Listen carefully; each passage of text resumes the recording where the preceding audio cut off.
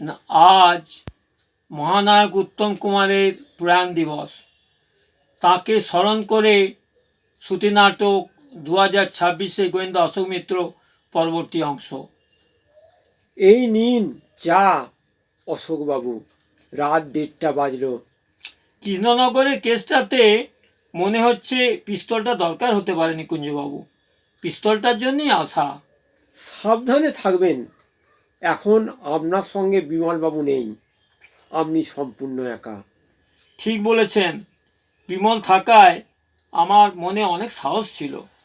বেশিরভাগ ক্ষেত্রে আততায়ীর সঙ্গে শারীরিক লড়াইগুলো ওই করত, আমি পেছনে থাকতাম।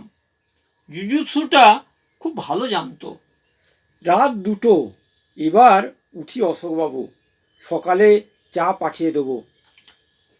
সকালে চা খেয়েই কৃষ্ণনগরের উদ্দেশ্যে রওনা দেব।